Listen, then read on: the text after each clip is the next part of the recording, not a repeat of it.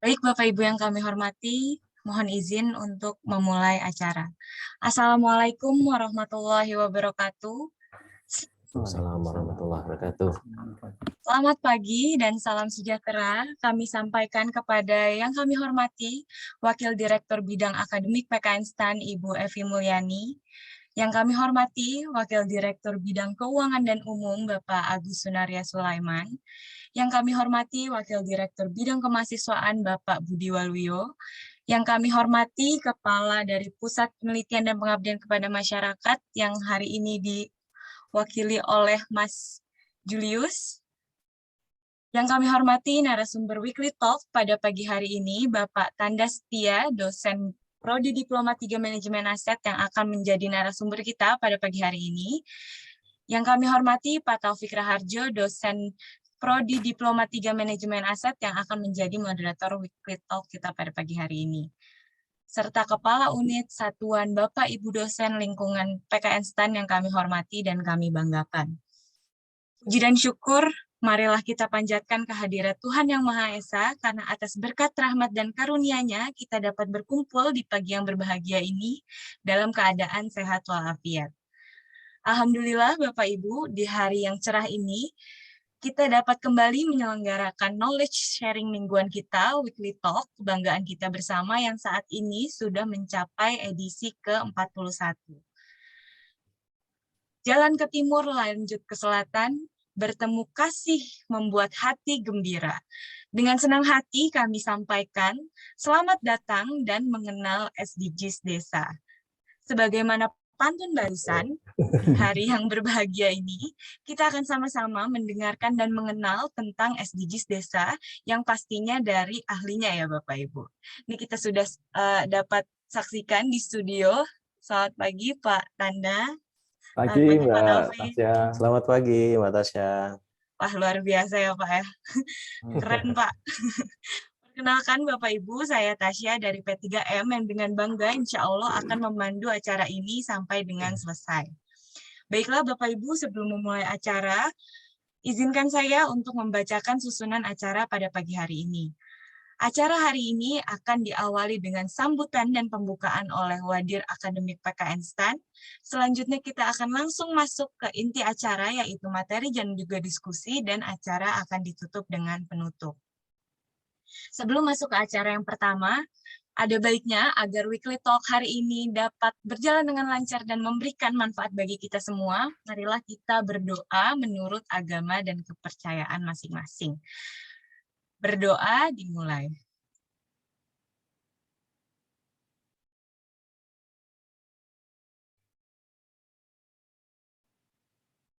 Berdoa dicukupkan.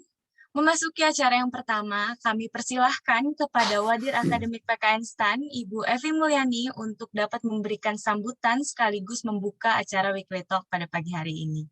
Kepada Ibu Evi, kami persilahkan. Selamat pagi, Bu. Pagi, Tasya. Bukannya lagi latsar ya? Iya, benar, Bu. Oh, benar. Terima kasih ya. Jadi setelah latsar. Iya, Pak. Iya, Bu. Baik, terima kasih Tasya. Assalamualaikum warahmatullahi wabarakatuh. Selamat pagi. Assalamualaikum warahmatullahi wabarakatuh. Yang terhormat Pak Agus Sunarya, Pak Budi Waluyo, teman-teman Kaprodi, Sesprodi, semuanya ya, Kaleb, seluruh manajemen, dan yang teristimewa teman-teman saya, Ibu Bapak dosen. Alhamdulillah pagi hari ini kita diberikan kesempatan, diberikan izin untuk bertemu masih virtual. Kalau untuk Weekly Talk, meskipun untuk berbagai kegiatan lain, saya kira kita sudah semakin banyak kembali atau memodifikasi mungkin membalance gitu ya dengan offline. Ini Pak Tanda, terima kasih ya sudah berkenan setelah kemarin presentasi. Dan kebetulan di presentasi Pak Tanda dan tim kemarin saya ada agenda lain di ruang rapat bersebelahan gitu ya. Jadi tidak hadir tapi saya membaca bahannya. Terima kasih. Dan pagi hari ini kita mendapatkan kesempatan saya kira untuk nanti mendengarkan sharing dari Pak Tanda, dan saya kira teman-teman tim yang lain juga hadir ya Pak Tanda ya. Kemudian Pak Taufik yang akan moderatori. Terima kasih. Ini kalau saya tahu Pak Tanda dan Pak Taufik ada di studio. Tadi harusnya saya muncul juga aja gitu ya, ikut-ikut. Jadi masih ada ini kursi Bu, sorry Bu. Oh gitu ya, ini tampilan podcast. tampilannya pun sudah berbeda gitu ya dari weekly talk kita biasanya gitu. Semoga ini akan menambah semangat untuk teman-teman lain yang juga akan sharing gitu ya di edisi-edisi berikutnya. Silakan kalau mau juga dilakukan atau langsung dari studio. Topik hari ini saya kira sesuatu topik yang sangat menarik dan ini sangat relevan dengan semangat di beberapa tahun terakhir bicara SDGs atau pembangunan desa yang berkelanjutan, mulai dari ketika kita bicara SDGs yang sudah di launch gitu ya secara nasional 18 goals SDGs di beberapa tahun lalu, kemudian di desa pun gitu ya semakin luas untuk dicanangkan gitu. Saya sempat iseng-iseng beberapa sejak Pak Tanda Ponggok ya Pak Tanda ya untuk ini Pengmasnya ya SDGs-nya. Ada MD Pak Tanda lewat P3M itu saya iseng-iseng gitu ya cari kalau di kebetulan suami saya juga Purworejo Pak Tanda gitu ya. Jadi saya iseng-iseng tuh kalau daerahnya suami saya berapa sih skornya gitu ya. Cari-cari juga tuh yang di sekitaran di sini di daerah saya tinggal di Banten ini gitu ya. Kan dari skor 0 sampai 100 tuh berapa sih gitu ya. Mungkin itu salah satu hal yang saya kira menarik ketika bicara SDGs gitu ya, skornya, indikatornya yang tentu diturunkan dari SDGs yang nasional gitu, goals yang 18, tapi saya nggak tahu kayaknya nggak 18 ya Pak Tanda, 17 mungkin kalau desa. Kemudian bagaimana dananya, bagaimana pengelolaan dana yang sudah dialokasikan, saya kira. Jadi ketika bicara dari definisi, saya kira definisi SDGs desa sebagai upaya yang terintegrasi gitu ya, terpadu untuk mewujudkan desa yang pada akhirnya tanpa kemiskinan, Gini ratio-nya menurun gitu ya, yang jadi ada pemerataan gitu ya, bukan hanya sejahtera tetapi memang ada pemerataan. Tadi indikatornya tentu indeks Gini ratio-nya harusnya semakin kecil. Tentu dari sisi kesehatan itu yang utama, saya kira kemudian environment itu yang tentu juga sama dan sejalan dengan yang ada di isu nasional dan internasional, networking-nya atau juga mungkin akses teknologinya gitu ya. Tentu tidak lupa juga culture yang ada di desa tersebut. Saya kira itu menjadi bagian dari bagaimana kita melihat SDGs. Nah, tapi itu semua saya kira yang saya sampaikan sebagai pengantar di agenda kita pagi hari ini hanya tataran basic pemahaman dasar gitu yang saya sempat tangkap terkait dengan SDGs desa, hal-hal yang sangat detail dan kemudian juga tentu mungkin Pak Tanda nanti pengalaman yang saya kira akan menginspirasi kita semua dari pengabdian masyarakat yang sudah dimulai Pak Tanda dan tim untuk SDGs desa, kemudian juga sudah juga berkolaborasi dan menginisiasi tentunya kolaborasi tersebut dengan teman-teman di Kemendes, nanti bisa di-sharing sehingga kita bisa betul-betul mendapatkan gambaran. Kalau nanti mungkin nggak selesai hari ini atau mungkin nanti ketika sudah ada berprogres Pengmas yang dijalankan Pak Tanda dan teman-teman dan tim dalam SDGs desa ini, kita bisa lakukan lagi weekly talk di edisi berikutnya gitu ya, sambungannya dari edisi pagi hari ini. Saya stop di sini sehingga nanti kita bisa punya lebih banyak waktu untuk Pak Tanda memaparkan dan untuk Ibu Bapak teman-teman semuanya berdiskusi. Terima kasih. Assalamualaikum warahmatullahi wabarakatuh. Selamat pagi. Kembali ke Tasya ya. Ke Tasya atau ke Pak Taufik silakan. Ya Bu, baik. Terima kasih Ibu Evi atas sambutannya. Dan tentunya kita jadi semakin semangat ya Bapak Ibu. Baik Bapak Ibu, tanpa berlama-lama lagi, kita akan langsung masuk ke sesi yang sudah ditunggu-tunggu nih, yaitu pemaparan materi, knowledge sharing terkait dengan isu yang sangat menarik dan dampak yang luar biasa, yaitu SDGs Desa yang akan disampaikan oleh Pak Tanda, dan di mana nanti akan langsung dipandu oleh Pak Taufik sebagai moderator. Siul-siul burung kenari, burung beo, buat hati menjadi nyaman. Kepada Pak Tanda dan Pak Taufik di studio, kami persilahkan. Selamat pagi Bapak, silakan. Baik, terima kasih Tasya. Selamat pagi Tasya. Assalamualaikum warahmatullahi wabarakatuh. Waalaikumsalam warahmatullahi wabarakatuh.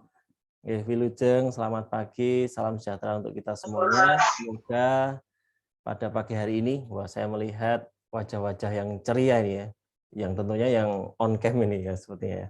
Halo semuanya, alhamdulillah pada pagi hari ini izin Bu Evi, Pak Budi Waluyo, Pak Agus Sunarnya dan rekan-rekan dosen lainnya, izin pada pagi hari ini kita akan ngobrol-ngobrol ya tentang SDGs desa. Nah, saat ini barangkali ini sudah ada di studio, kami berdua di studio hadir gitu ya. Meskipun sebenarnya kita itu harusnya jadwalnya WFH ini ya. WFH. Tapi pengen udah kita ke studio aja. Oke. Ya, kita studio, kita tadi juga sempat macam-macam terus sampai sini alhamdulillah kita sampai sini dan kesempatan kali ini nanti kita akan bahas ya tanya jawab tentang SDGs desa.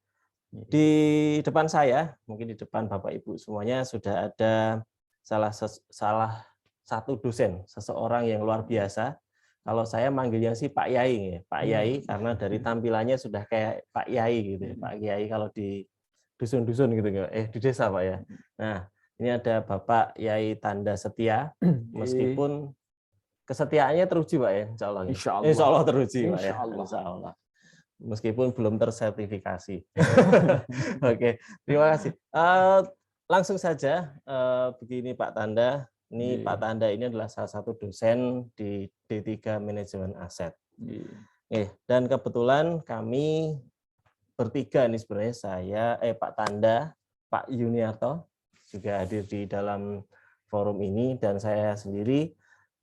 Tadi disampaikan oleh Bu Evi, kami bertiga ini sudah mulai Pak mulai melakukan pengabdian kepada masyarakat dengan tema SDGs ini.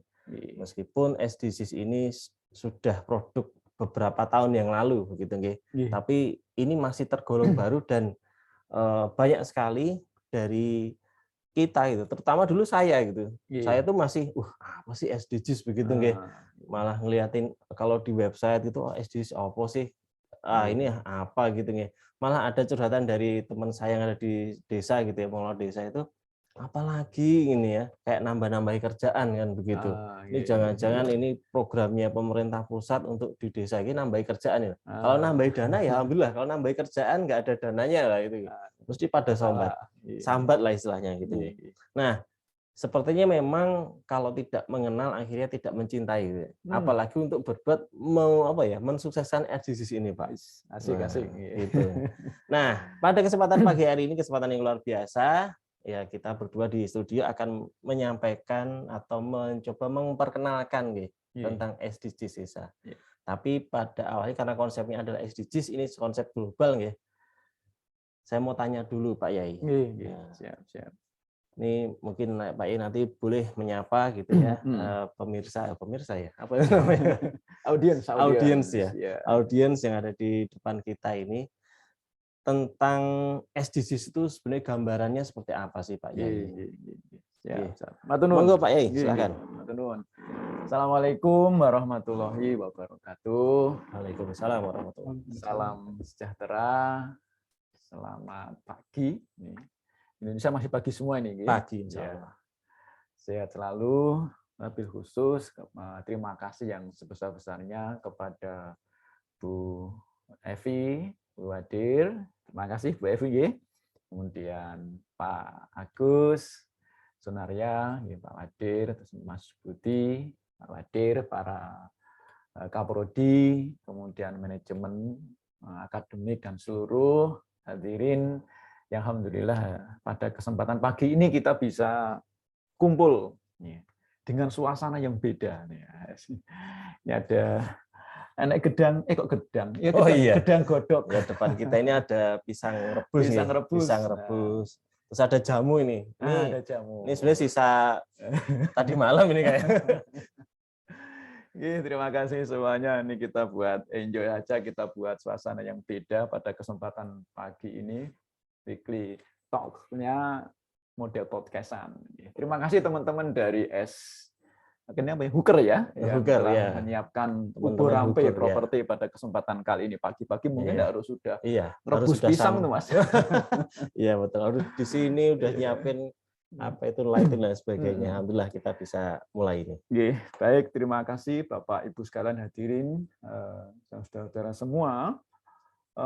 SDGs, bicara SDGs, kalau bicara tujuan atau bicara pembangunan berkelanjutan sebenarnya di para penggerak, ya para akademisi. Kepanjangannya apa, Pak? Sustainable Development Goals. Goals ya. Pakai Indonesianya tujuan pembangunan berkelanjutan. Tujuan pembangunan berkelanjutan. Kalau karena pakai S berarti kan jamak nggih. Banyak ya tujuannya. Kalau Indonesia Jawa apa ya? Jadi tujuan pembangunan lestari kali gitu nggih. Tujuannya apa bahasa Jawanya, Pak? Baik, Bapak Ibu sekalian. Jadi memang SDGs ini bagi para akademisi yang bergerak di bidang development itu sudah lama sebenarnya masalah pembangunan berkelanjutan. Kalau pembangunan berkelanjutan itu sudah lama, muncullah deklarasi-deklarasi baik yang sifatnya nasional maupun internasional ya terkait dengan tujuan atau pembangunan berkelanjutan. Namun pada kesempatan kali ini kita nggak bahas sejarah-sejarah itu ya Mas Taufik ya. Kita langsung aja tentang secara singkat SDGs ya, karena waktu kita juga terbatas. Bahwa SDGs ini sebelumnya kita mengenal MDGs ya Bapak Ibu sekalian, Millennium Development Goals ya, Millennium Development Goals yang sudah kita selesaikan pada tahun 2015 kemarin. Millennium Development Goals itu juga program dari global, ya, sebuah konsep pembangunan global sampai 2015. Nah 2015 itu muncul deklarasi transformasi atau perubahan dunia yang digawangi ya SDGs ini memang digawangi oleh United Nations, digawangi oleh PBB, Perserikatan Bangsa-Bangsa. Jadi internasional ya Pak. Itu 2015. 2016 itu tahun actionnya. Ada waktu dan ini sudah diratifikasi. Jadi SDGs ini sudah diratifikasi oleh 193 negara. Berarti seluruh dunia ini sudah meratifikasi bahwa pembangunan dimanapun di dunia ini arahnya kepada 17 goals yang telah ditetapkan oleh PBB dalam deklarasi yang tersebut. Indonesia, negara kita yang kita cintai ini sebagai bagian dari United Nations, dari PBB, meratifikasi. Jadi negara kita meratifikasi juga SDGs ini sebagai platform konsep pembangunan. Maka dari itu, Indonesia, buktinya apa? Kalau Indonesia sudah meratifikasi, kemudian actionnya apa? 2017 baru muncul, jadi Indonesia produk telat lagi ya. 2017 Indonesia baru mengeluarkan Perpres 59, Mas Taufik dan Bapak Ibu sekalian. Perpres 59 tahun 2017 itu mengatur tentang tujuan pembangunan atau action dari tujuan pembangunan berkelanjutan di Indonesia. Nah, diadopsi dari SDGs global. Ya. Berarti itu sudah ada di Indonesia juga udah lama sebenarnya nggih? 2017. Ya benar-benar actionnya. Kalau kita meratifikasikan juga 2015 itu benar-benar action karena kan harus menyiapkan berbagai macam hal. Nah, muncullah Perpres di 59 tahun 2017 tersebut akhirnya dijadikan sebuah konsep pembangunan di kita. Berarti sudah 5 tahun Pak sebenarnya Pak. Tapi kalau tujuan pembangunan berkelanjutan itu sebenarnya di kita ini di Indonesia itu sejak dulu juga sudah melaksanakan pembangunan berkelanjutan lah gitu. Zaman Prof. Emil Salim, Bapak Ibu kalau kita masih ingat ya Prof. Emil Salim, beliau termasuk yang awal-awal memperkenalkan tentang sustainable development itu di Indonesia dengan green development, green economic-nya itu pada dasarnya ada cikal bakal SDGs di Indonesia di masa itu. Gitu. Jadi cikal bakalnya ya Pak. Iya, kalau versi Indonesia. Berarti kalau misalkan ini sudah jalan kan sudah ada payung hukumnya ya Pak. Yang tadi apa? Perpres tadi ya 2017 itu ya Pak ya. Baik. Nah, kalau ini Pak sebenarnya kalau misalkan apa ya? Secara internasional itu nih. Tadi ada berapa? 17 ya? 17. Nah, sebenarnya secara garis besar nih apa aja Pak itu Pak? 17 itu nggih. Iya. Tapi sebelumnya tak jelasin dulu nggih supaya nanti apa itu biar. Ini share screen saya sudah kelihatan Bapak Ibu? Sudah. Nggih. Ampun, Sudah, Pak. Kiai. Oh, Oke, sudah. kita awali dulu nggih, kita awali dulu bahwa kenapa kok kita milih desa nih kan ya. Ini Bung Hatta pernah berpesan kepada bangsa ini. Indonesia itu tidak akan besar karena obor di Jakarta. Tapi Indonesia akan bercahaya karena lilin-lilin di desa.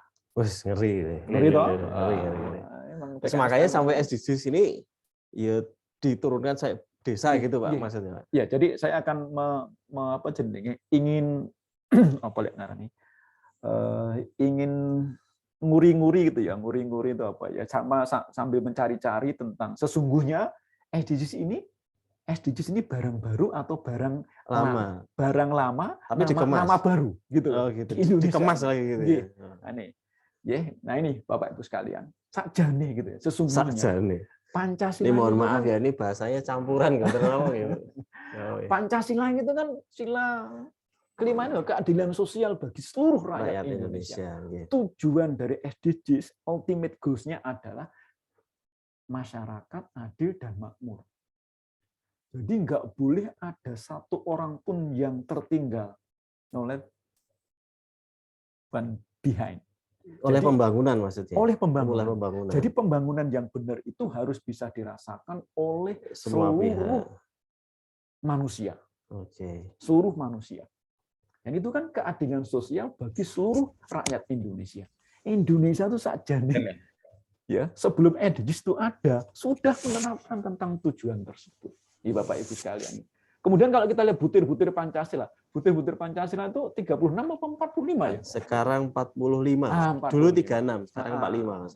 Ya, sekarang sudah jadi 45, ketika sudah jadi 45 nggak tahu dijalankan atau enggak. bedanya di SDGs ini kritisi terhadap SDGs, dia nggak nyinggung-nyinggung tentang masalah agama. Kalau di Indonesia sila pertama itu ketuhanan yang Maha Esa, ini beda banget. Ya, beda banget. Ya ora apa-apa. Dunia ini kan tempat perbedaan ya. Iya. Tapi mungkin di dalamnya ada apa ya istilahnya konten atau prinsip ketuhanan gitu, Pak? Ada, tapi Ada nggak ya? disebut secara Eksplisit Iya. tentang ketuhanan. Terus Mungkin kita agak buka sensitif, Pak. lagi. Kita buka lagi pembukaan Undang-Undang Dasar 1945. Kan hematan lagi. Iya. Melindungi segenap bangsa Indonesia dan seluruh tumpah darah Indonesia. Itu SDGs tentang keamanan. Terus kemudian berikutnya lagi, memajukan kesejahteraan umum. Nah, ini harus sejahtera kabeh. Jadi SDGs Indonesia wis enak itu. Sudah diamankan founding fathers kita di pembukaan Undang-Undang Dasar 1945. Mencerdaskan kehidupan bangsa. Ini kan goals yang keempat nih. Iya, Pak. Ya pendidikan Iya, lagi. Nah, betul. itu gunanya PKN STAN membuat SDGs Center untuk ngupas ini Mas. Gitu kan. Bahwa SDGs itu kita dulu sudah sebenarnya lawasan ya, Pak ya. Ngaten lagi. Jadi ojo kagetan. Ojo kagetan, ojo gumunan gitu ya. Jangan kita itu gampang kaget, gampang heran gitu. Ya kita cari, leluhur kita itu luar biasa. Ya. Jadi kuliah kebangsaan ini. Loh, ini pas banget, Pak. Di lahir Pancasila, Pak. Kemudian ikut melaksanakan ketertiban dunia yang berdasarkan kemerdekaan, perdamaian abadi, dan keadilan sosial bagi seluruh rakyat Indonesia. Oke. Salah satu dimensi dari SDGs adalah peace, perdamaian. Sudah diamanatkan oleh para pendahulu kita melalui pembukaan Undang-Undang Dasar 1945. Monggo nanti yang sempat silakan disandingkan tuh butir-butir Pancasila dengan goals yang ada di SDGs. Wah, ini Nyangkut ada Prof. Trisula ini. Iya. Wah, ini. Sony, Kang Sony nih, ada Om Sony nih yang Baik, kita lanjutkan Mas Taufik ya. Pancasila. Monggo. Terus kemudian itu di Undang-Undang Nomor 25 Tahun 2004 itu tentang sistem perencanaan pembangunan nasional. Oke. Nah, di situ juga sudah diamankan bahwa tujuan pembangunan kita itu tujuan pembangunan yang berkelanjutan. Jadi di SDGs kita di apa itu undang-undang kita sudah mengamanatkan demikian. Jadi tak waca ya. Rencana pembangunan disusun dengan menerapkan prinsip pembangunan yang berkelanjutan secara konsisten dari suatu periode pembangunan ke periode pembangunan berikutnya. Nah ini jadi di undang-undang kita pun sudah mengamanahkan demikian. Memang tidak menyebut secara spesifik yang disebut dengan SDGs, Ya, betul. tujuan pembangunan berkelanjutan, karena pada waktu itu kita masih pakai MDGs itu. Oke. Tapi malah MDGs ini ya belum, MDGs pun belum. MDGs belum. Tapi kalau tujuan pembangunan berkelanjutan sudah digagas oleh para ahli tahun-tahun 2060-an ke bawah sudah mulai menggagas tentang 1960-an, Pak. 1960-an.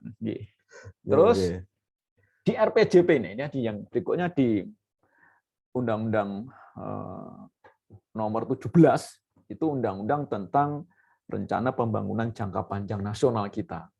Oke. Itu juga diamanatkan tentang tujuan pembangunan berkelanjutan. Nah, karena kita hari ini untuk membahas tentang desa, nah di Undang-Undang nomor 6 Bapak Ibu sekalian, Undang-Undang nomor 6 tahun 2014 itu undang-undang tentang desa, di pasal 78 itu juga mengamanatkan pembangunan di desa itu dilaksanakan dengan konsep pembangunan yang berkelanjutan. Jadi kalau sekarang muncul SDGs desa, ini bukan hal yang baru.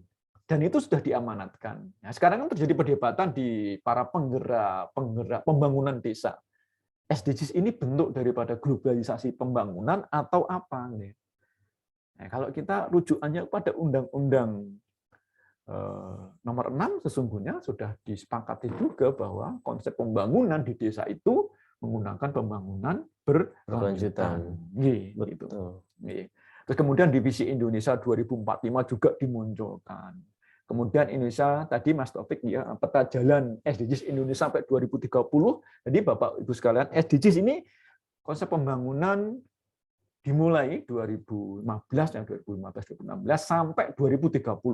Makanya kalau kita sebagai akademisi di PKN STAN ini, kalau nggak nyolek-nyolek tentang SDGs, ya ketinggalan. Karena global sudah mengarah ke sini. Global sudah mengarah kepada SDGs. Bahkan sekarang ada perankingan gitu ya. Perankingan untuk kampus itu berdasarkan kriteria SDGs.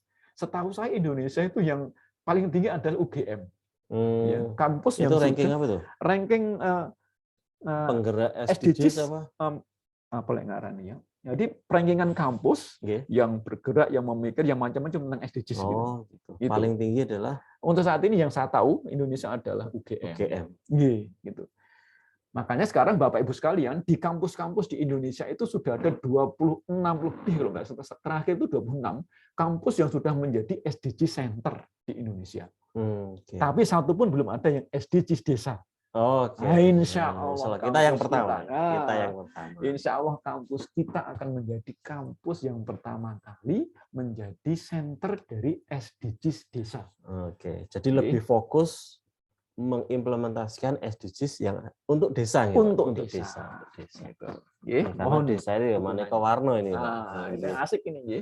Jadi mudah-mudahan ini menjadi nilai lebih kampus kita. Nilai lebih kampus kita ke depan untuk strata nasional maupun nanti menjadi strata yang internasional. Dengan kita memperkenalkan SDGs ini di level global. Mudah-mudahan akan lahir hal tersebut dari kampus yang kita cintai ini. Kemudian yang berikutnya, Bapak Ibu sekalian, mohon nanti bisa dilihat sendiri di RPJM kita juga sudah ramah SDGs. Di RPJM 2020-2024 itu bisa dikatakan ramah SDGs karena sudah mengadop SDGs, kemudian ada rencana aksi sampai di undang-undang. Ya, Undang-Undang APBN 2022 kemarin juga nyenggol-nyenggol tentang, bukan nyenggol ya, menjadi wujud pelaksanaan dari SDGs.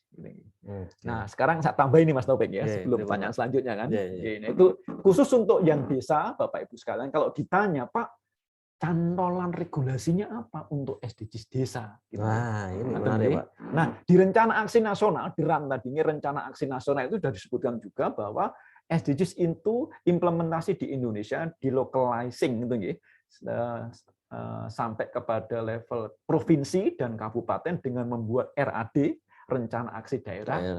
Di Perpres 59 itu nyebutnya sampai provinsi berkoordinasi dengan kabupaten. Nah, prakteknya sekarang memang yang sudah membuat rencana aksi daerah adalah provinsi. Namun sudah ada beberapa daerah kabupaten yang akseleratif lah gitu nggih, yang sangat antusias untuk SDGs ini. Beberapa kabupaten sudah membuat juga, kabupaten kota membuat SDGs, rencana aksi daerah SDGs di level kabupaten. Kayak Solo 3. Tapi belum ada ini ya Pak? Belum ini? ada istilah dasar hukumnya SDGs itu sampai kabupaten. Kabupaten bahkan sampai desa gitu. Iya, kalau yang tadi di rencana aksi itu kabupaten itu bunyinya di Perpres 59 itu provinsi berkoordinasi dengan kabupaten untuk membuat RAD. Tapi nggak disebut RAD-nya itu provinsi atau kabupaten, enggak gitu Mas. Oh, gitu. Jadi itu bisa dijadikan ruang bagi pemerintah daerah untuk membuat, untuk kabupaten maksudku. Okay. Nah, itu terus kemudian di rencana aksi sampai diturunkan level desa. Gitu. Itu jadi di state di situ, Pak? Di state di rencana aksi nasional, bukan di Perpres tapi di rencana aksi nasional. Nah, kemudian Menteri Desa, Bapak Ibu sekalian, mengeluarkan peraturan Menteri Desa nomor 21 tahun 2020, ini namanya Pedoman Umum Pembangunan Desa dan Pemberdayaan Masyarakat Desa. Itu sudah disebut secara eksplisit di situ tentang SDGs desa, tujuan pembangunan desa. Ya, terus kemudian di Perdes nomor 7 tahun 2021, ini setiap tahun berubah. Setiap tahun ada namanya prioritas penggunaan dana desa yang dikeluarkan oleh Kementerian Desa, selalu nyebut-nyebut tentang SDGs. Nanti Bapak Ibu kalau kita membuka RKP, rencana kerja pemerintah, salah satu prioritas penggunaan dana desa adalah untuk mewujudkan tercapainya tujuan pembangunan berkelanjutan. Begitu Mas. Jadi ini sudah bukan tanpa gantungan gitu ya, bukan tanpa cantelan, ini sudah ada cantelan secara hukumnya. Nah, begitu Mas Taufik. Baik, terima kasih Pak. Tadi secara ini Pak, secara global, terus secara nasional gitu, nasional. Nah, sekarang kita mungkin masuk nih Pak, masuk lebih fokus lagi ke SDGs desa gitu. Oke, baik. Sebenarnya bedanya apa sih Pak? Bedanya apa antara SDGs yang di global, di nasional, terus yang di desa itu apa gitu? Konsepnya seperti apa? Ini bahkan di depan saya ini kan ada buku. Nah, ini ada buku nih dari kalau kita manggilnya Gus Halim ya. Gus Halim ini Pak Menteri Desa ini membuat sebuah buku namanya SDGs Desa, Percepatan Pencapaian Tujuan Pembangunan Nasional Berkelanjutan.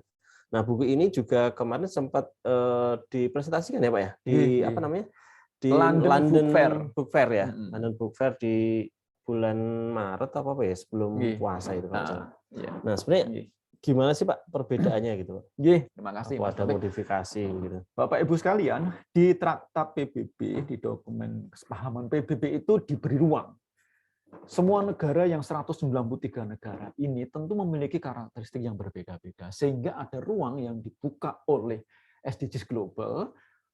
Masing-masing negara ini menyesuaikan atau diberikan ruang untuk melokalkan SDGs sesuai dengan kepentingan negara masing-masing. Nah, yang penting tujuan 17 itu tercapai. Ngerti Mas? Iya, sebentar Pak. Berarti kalau kepentingan ini sebenarnya seberapa penting enggak sih Pak? Kok SDGs itu sampai dilokalkan sampai desa gitu? Mungkin sebelum jawab tadi perbedaan itu tadi. Nanti ada sih di belakang. Oh, ada di belakang saya itu. Ada. Jadi sekarang sekaligus jawab itu nggih Mas. Jadi localizing atas SDGs ini diperkenankan. Sudah banyak Bapak Ibu yang suka baca-baca jurnal. Kalau kita searching itu localizing SDGs sudah banyak. India tuh yang paling banyak menulis tentang localizing SDGs. Ya, tapi rata-rata baru sampai level municipal, level kabupaten kota. Tapi yang sampai desa ini, sepengetahuan saya hingga saat ini baru Indonesia. Ada juga yang melokalkan dalam komunitas-komunitas, misalnya komunitas gender, gitu, komunitas pariwisata. Tapi kalau yang institusional sampai level village, ya atau desa ini yang setahu saya baru di kita. Maka ini Bapak Ibu sekalian, para penulis, para peneliti, kalau kita publish ya SDGs desa ini masih banyak peminatnya. Banyak ruang gitu ya, Mas. Nggih, Masih banyak ada jodoh. jurnal sustainability itu khusus ya diperuntukkan bagi para penulis-penulis tentang SDGs. Oh gitu. Nggih, itu jurnal. Oke, nanti bagus mungkin ini. kita ini Pak share linknya Pak, Nggih. jurnal sustainability. Nah, kita lanjutkan bahwa SDGs kenapa sih harus dibawa sampai ke level desa. Nah, di buku ini Bapak Ibu sekalian, ini enggak promosi loh, nggih. Ini gratis, ini gratis, gratis, ini kemarin dikasih dari Kementerian Desa. Iya. Jadi Gus Salim, memang kalau di Indonesia saat ini kalau ditanya buku tentang SDGs ya baru ini. Nanti berikutnya keluar dari PKN STAN. Amin. Amin. Nah, ini baru dari Gus Salim tentang SDGs desa. Karena SDGs desa itu baru rilis bisa dibilang 2020-2021. Itu pun baru pendataan. Jadi kalau kita PKN STAN ini hadir untuk SDGs desa, kita insya Allah banyak ruang yang bisa kita isi dan kita menjadi pionir. Jadi SDGs desa ini benar-benar dilakukan 2021, 2020 rilis, 2021 baru implementasi. Action-nya pun saat ini barulah sampai level apa, Pak? Baru sampai level pendataan SDGs desa. Jadi yang itu Pak ya survei itu ya untuk pendataan. Survei di data. SDGs level desa, level RW, level RT, level keluarga, bahkan sampai level warga, by name, by address. Oke. Jadi ada data tuh di Kementerian Desa, Pak, by name, by address tentang SDGs ini. Oke, makanya tadi kalau Evi nyari tentang peringkat SDGs level desa, belum wonten, Bu. Ya, jadi belum ada. Ya, jadi belum ada karena belum dipublish oleh Kementerian Desa karena lagi proses migrasi data-data tersebut dari desa seluruh Indonesia yang 74.000 Mas. Hampir 74.000, hampir 75.000 itu untuk dimigrasikan di dalam dashboard nasional untuk SDGs desa. Nanti kalau udah clear, maka akan muncul perankingan SDGs di Indonesia ini. Jadi banyak yang bisa kita mainkan di sana, ini banyak yang bisa kita bantu di SDGs ini. Nah, Mas Taufik, jadi tadi sudah saya sampaikan SDGs global. Kemudian di buku ini juga, saya ngutip aja dari Gus Salim. Kenapa sih Gus Salim menggagas tentang SDGs desa? Apa nggak cukup sampai RAD saja? Sederhana. Biasanya kalau orang pesantren tuh mikirnya gak dowo-dowo gitu ya. Naluri pesantren ya beliau ya. Naluri pesantren. Jadi mikirnya itu enggak macam. Kan dunia ini dibangun dari masyarakat negara-negara. Masyarakat negara dibangun dari masyarakat pemerintah daerah. Masyarakat pemerintah daerah dibangun dari masyarakat desa. Lek dandani desa, ya, kalau membangun masyarakat desa dengan warna konsep SDGs, otomatis kalau semua desa ini menjalankan SDGs, maka SDGs daerah akan tercapai, SDGs nasional akan terwujud, gitu. SDGs global akan terwujud. Simple dasar pemikiran dari beliau. Beliau memikirnya mulai dari bawah. Dari bawah. Kalau UN mungkin mulai dari atas, jadi nanti ketemunya ya dari atas ke bawah. Gitu. Ya, karena ya UN kan nggak duit desa, Mas. Oh iya. Jadi memang tugasnya begitu, yang memutuskan dan global. Nah, jadi Bapak Ibu sekalian, ini juga di buku Gus Salim dinyatakan bahwa SDGs ini dalam rangka mendukung pencapaian SDGs global. Ya, ada landasan berikutnya. Sejak Undang-Undang Desa dikeluarkan, maka dana desa kan gak karu-karuan, Mas. Ini gitu, Bapak Ibu sekalian, 468 triliun. Coba. Nah ini kalau PKN STAN nggak ngawal ini, gitu, 468 triliun dana dari APBN yang sudah menggelontor ke desa. Ini yang dari dana desa mawon loh, baru yang dari dana desa. Bagaimana kalau dari ADD? Bagaimana kalau dari penugasan-penugasan dari kabupaten atau provinsi di Indonesia? Desa itu ada DKONTP juga itu Pak ya? Itu kalau diturunkan, dihitung sesungguhnya dana yang berputar desa mungkin 1.000 triliun sejak Undang-Undang Desa. Nah, ini ya dari APBN saja sudah 468T. Nah, ini kalau tidak dikawal, tidak direlated, ya, tidak disambungkan dengan tujuan-tujuan pembangunan SDGs global atau SDGs, maka tentu ini sayang, betul loh, gitu. Pak, ini termasuk sambungan dengan tadi Pak, undang-undang desa itu Pak? Oh iya, iya. Jadi undang-undang, makanya sekarang undang-undang desanya sudah mengamanatkan tentang tujuan pembangunan berkelanjutan, terus kemudian di pedoman yang dikeluarkan oleh Menteri Desa pun sudah menyebutkan tentang tujuan pembangunan berkelanjutan, maka udah jelas semakin dikunci itu bahwa tujuan pembangunan di desa itu bukan dikunci ya, diarahkan lah gitu, kok gak enak kata-katanya dikunci gitu ya. Sudah diarahkan memang untuk membantu pencapaian SDGs global. Jadi mari Bapak Ibu sekalian, kalau kita hadir di SDGs desa, sesungguhnya kita sedang mengupayakan, sedang berkontribusi untuk tujuan pembangunan global. Membangun serpian-serpian SDGs global. Sampai SDGs global. Wah, ini semangat banget. Makanya pantesan nih Pak Tanda semangat banget ini. Karena pengennya menjadi global citizen. Kan ngeten loh Mas, yang sebaik-baik manusia adalah yang paling banyak memberikan manfaat kepada manusia. Wes, luar biasa. Oke, Pak Tanda, ini luar biasa. Ini sambil kita nanti lanjutin. Ini di depan kita kan sudah ada Mas, non sewa. minum dulu boleh? Oh, gitu. Bapak Ibu sekalian, mungkin Bapak Ibu sekalian yang ada di rumah, di kantor, monggo ini ada. Kalau makannya jangan Mas. Oh, jangan. Untung nggak ada nasi uduk Pak. Udah bubar. Kalau minum ini ada iklan sedikit ya. Ada iklan dikit ini dari UMKM. Judulnya empon-empon. Oh, empon. Empon-empon. Empon-empon itu jamu nggih? Bukan. Tanaman jamu. Tanaman jamu. Yang mau pesen silahkan menghubungi nomor yang tidak disebutkan.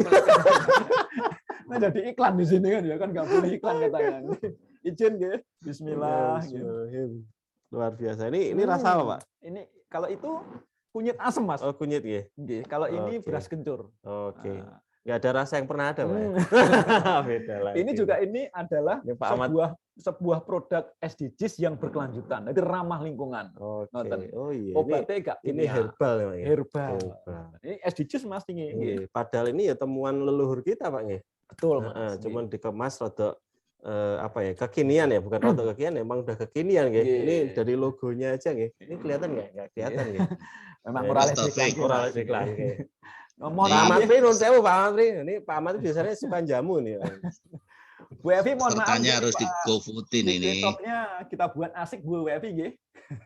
Wah, enak ya. Enak ya. Pak Andi, enak Pak Andi. Pergi Pak Andi. Pisang rebus. Ayo Mas, monggo dilanjut nggih. Baik, tadi tentang SDGs desa ternyata selaras dengan undang-undang ya. Malah ini sebenarnya bentuk implementasi nggih. Cuma dibikin program. Jadi sebenarnya tidak ada kekhawatiran sebenarnya kalau iki apa meneh gitu ya, SDGs desa ini apalagi udah kita dapat beberapa program BUMDes dan sebagainya, ternyata masuk SDGs apalagi gitu ya, kayak kurang kerjaan. Ternyata memang di desa itu banyak kerjaan dan banyak kerjaan yang belum selesai, ditambah lagi SDGs ini gitu. Itu kan karena saudara-saudara kita di desa belum tahu. Nah, itu Pak. Tugas kita memberitahu. Nah, tugas kita mengeduket, memberi kabar gembira ini Pak Anji. Ya buktinya kemarin Bapak Ibu sekalian ketika kita ke salah satu desa yang di Purworejo. Purworejo itu ternyata kutone orang-orang pinter. Iya, Pak. Jenderal Ahmad Yani dari sana. Sinten niku bapaknya Sarwo Edi Wibowo sampai ada jalan namanya Sarwo Edi. Terus kemudian Jenderal Urip Sumoharjo dari sana. Pak Dirman. Mbahnya siapa? Almarhum Pak Habibie. Ternyata dijadikan nama sebuah rumah sakit yang ada di Purworejo. Luar biasa. Purworejo. Ini Mbak Galuh juga dari Purworejo kalau saya. Purworejo. Kebumen apa Purworejo Mbak Galuh? Kebumen Pak. Oh Kebumen, ya sebelah lah ya Mbak ya. Purworejo pancen ngeten. Ngeten jos. Ada Mas Dani itu kiai ini butuh nih, kalau salah.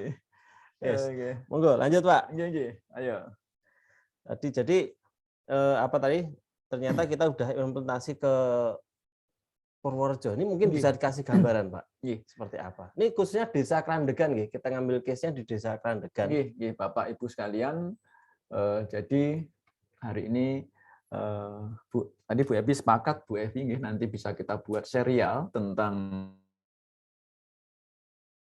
Weekly Talk tentang SDGs ini, karena goals internasional itu ada 17, goals nasional itu juga pakai 17, Mas. Nah, tapi beda di jumlah indikator. Nah, indikator kita 124-an, kalau global 106, lebih gitu ya, lebih banyak. 169. Kemudian SDG desa itu 18. Ya, jadi SDGs global 17, SDGs nasional 17, kemudian SDGs desa itu 18. 17 itu apa, 18 apa, Pak? Ini nanti kita sampaikan. Oke, bener, Pak. Banyak bener gitu, Pak. Hafal pora gitu. Ini nggak perlu dihafalin ya, tapi diimplementasikan sebenarnya. Jadi ini saya sandingkan, Bapak Ibu sekalian, saya sandingkan tentang SDGs global dengan SDGs desa. No poverty itu yang pertama, goals yang pertama SDGs global. No poverty. Jadi tidak ada miskin. Nah, ya kalau di bahasa Indonesia tanpa kemiskinan, dilokalkan di Indonesia, dilokalkan di level desa yang disebut dengan desa tanpa kemiskinan. Bapak Ibu sekalian, ini bedanya nih. Saya tertariknya SDG desa ini sampai gambarnya aja dibedain. Gimana, Pak? Ya, gambarnya aja dibedain. Ada tayangannya, Pak? Ada, Jadi nggak kelihatan ya? Oh, nggak kelihatan. Jadi kalau kita perhatikan gambar-gambar di sini, simbol-simbol atau logo-logo di sini, Bapak Ibu sekalian, SDGs nasional dengan SDGs global itu sama persis, cuman sing nasional di bahasa Indonesia kan. Tetapi kalau kita bandingkan dengan SDGs desa, berbeda, nggak ada yang bodoh, Pak. Kalau yang ini SDGs desa nih, Pak? Iya, yang SDGs desa itu gambar celengan. Oh iya, celengan. Oke. Jadi desa tanpa ini jadi ini yang global paling atas ya. Ngelihatnya ke bawah, Oke. Bukan ke samping, lihatnya ke bawah. Jadi desa tanpa kemiskinan. Ampuh nih, Pak. Ampuh. Tujuan kita untuk SDGs desa sampai 2000 sakjane sampai 2030. Namun Indonesia yang ampuh, Pak, ya. Kementerian Desa, ya, pemerintah Indonesia mencanangkan Indonesia bebas kemiskinan ekstrim 2024. Nah, Indonesia pengen luar biasa. Kita ini bangsa-bangsa yang optimis, ya. Nah, global aja, Pak. Global itu merencanakan SDGs 1 ini dicapai pada tahun 2030. Dunia ini terbebas dari kemiskinan ekstrim. Nanti kalau bahas kemiskinan ekstrim itu apa? Nanti biar yang lainnya yang bahas. Kita desa. Ya, ini yang kedua, Bapak Ibu sekalian, zero hunger. Ini yang menarik, Pak, gambarnya itu. Gambarnya ceting ya. Kalau yang di atas tuh gambarnya mie ayam ya. Yang kayak emang agak ini ya, internasional ya. Internasional. Di bawah ceting, apa namanya? Kok ceting? Bakul. Ya, desa tanpa kelaparan. Jadi Bapak Ibu sekalian ya, monggo nanti yang mau riset tentang desa tanpa kemiskinan, banyak desa-desa di daerah Jawa, di Banten ya, di Banten itu agak anomali. Agak anomali dekat di dengan sekitarnya, dekat dengan ibu kota, banyak industri, tapi penduduk miskinnya masih banyak. Dan Banten ini satu-satunya provinsi di Indonesia Raya ini, di Jawa, yang masih punya desa sangat tertinggal. Dan mana ada kabupaten termiskin ya? Oh, sekarang udah mulai enggak. Udah enggak ya? Oh, udah jadi udah alhamdulillah. Jadi ini lahan untuk riset kita. Kenapa di Jawa, di Banten yang provinsinya bersebelahan dengan ibu kota masih ada desa sangat tertinggal? Saya rencana mau riset ke sana. Terus saya tanya kepala dinasnya Mas Taufik, Pak, desa sangat tertinggalnya di mana? 2 jam dari sini Pak Tanda naik roda 4. Setelah itu Pak Tanda harus turun ganti ojek setengah jam baru sampai di desanya. Begitu. Seru ini, seru. Monggo yuk kita turun ke desa. Siap tempur itu. Saya berpikirnya gimana nih SDGs di level desa sangat tertinggal. Nanti kita juga bagian dari riset kita, bagian dari Pengmas kita. Terus kemudian desa sejahtera, sehat dan sejahtera. Di masyarakat desa harus sehat, sejahtera. Bapak Ibu sekalian, kemarin di Krandegan itu luar biasa. Saya nanya dengan Mas Taufik, dengan Pak Yuniarto, anak saya datang ke Posyandu terkait dengan masalah kesehatan, terkait dengan ini, karena SDGs sehat. Saya tanya di sini ada anak cacat enggak yang balita? Dijawab enggak ada. Hari lahir cacat maksud saya. Oh iya, lahir saya Ternyata hampir nggak ada. mboten wonten. Ada yang cacat berikutnya karena Ya kayak hidrosipalus ya. sakit seperti hidrosipalus, tapi kalau lahir nggak ada. Tapi Subhanallah. menariknya adalah kemarin langsung ada treatment gitu Pak. Nggih. Jadi ketika nggak tahu ya, saya kan nggak ngerti tentang kesehatan. Jadi sudah terdeteksi setelah beberapa tahun, loh kok kayaknya ada indikasi untuk sakit itu gitu, tapi terus ditangani. Gitu. Karena rutin, jadi di kampus tersebut betul. Rutin disebut dengan posyandu. Tertib Pak, posyandunya tertib. Di datanya pun tertib. Ini makanya cocok kalau itu desa ini memang desa SDGs gitu ya, desa digital juga luar biasa. Kita lanjutkan ya Mas. Ini sampai jam berapa Mas? Karena sampai supaya jam... ada diskusi. Oh iya, waduh ini harusnya sampai jam 11 ya. Ini jam berapa ya? Jam 10.22. Oke. Yes, langsung cepat aja Pak. Nanti kapan-kapan kita buka sama-sama. Ada juga link nanti beberapa literasi yang bisa Bapak Ibu download yang sudah kita kumpulkan. Jadi SDG Center di PKN STAN sudah mengumpulkan beberapa literatur, nanti Bapak bisa akses, nanti akan kita share setelah ini. Terus pendidikan, Bapak Ibu sekalian, jadi pendidikan ini targetnya tidak boleh ada satu orang pun yang tertinggal. Jadi punya hak untuk sekolah. Apalagi historisnya ternyata orang Purworejo, Kebumen itu isi orang pintar-pintar Pak. Untuk pendidikan ini, di Kementerian Desa sekarang ada program, Bapak Ibu sekalian, yang disebut dengan RPL Desa. Sarjana Desa dengan konsep RPL. Beasiswa dari Pemda. Sekarang yang sudah implemented adalah Kabupaten Bojonegoro. Bojonegoro apa Bojonegoro sih, Mas? Bojonegoro, nggak pakai M, Pak. Kalau seorang Kediri, orang Kediri yang Bojonegoro. Bojonegoro. Itu Bapak Ibu sekalian itu sudah menyekolahkan 1.400 atau 1.200. Di DPA-nya dia itu 1.600 dianggarkan, Pak. Perangkat untuk desa. Sekolah menjadi sarjana desa. Ada perangkat desa, ada penggerak desa, ada pendamping desa. Pokoknya mereka yang punya portfolio berkontribusi kepada desa boleh daftar. 800 orang sekolah di IKIP Surabaya yang sekarang menjadi UNESA. Dibiayai beasiswa dari Pemda Kabupaten. Oh, kabupaten. 400 orang di UNJ, Universitas Negeri Yogyakarta. Nah, itu Pak. Ini untuk memerangi tentang pendidikan tadi. Nah, PKN STAN punya peluang Bapak Ibu sekalian. Kemarin Pak Direktur sudah sowan ke Menteri Desa dan kita diberikan ruang itu. Monggo, kalau PKN STAN bahkan udah ditanya, kurikulumnya di STAN sudah ada belum tentang RPL? Monggo Bapak Ibu yang paham tentang RPL, nanti kita bareng-bareng membuat RPL desa di PKN STAN ini. Ya, yang nanti bisa dimasukkan konsentrasi di D4 akuntansi, D4 manajemen aset, D4 manajemen keuangan, beasiswanya dari pemerintah daerah. Monggo, insya Allah nanti Bu Nevi dengan tim akan segera menunjuk, memberikan amanah kepada Bapak Ibu sekalian untuk segera untuk membuat RPL desa. Kampus lain antri loh Pak. Oh iya, betul. Aduh, malah sebenarnya kampus itu ya, Pertides itu. Pertides, kita belum. Jadi Pertides itu 140 kampus di Indonesia sudah masuk Pertides. Yang Pertides itu satu kumpulan perguruan tinggi yang sangat concern dengan desa. Gitu. Kita belum, tapi insya Allah kita nanti sudah dimasukkan ke situ.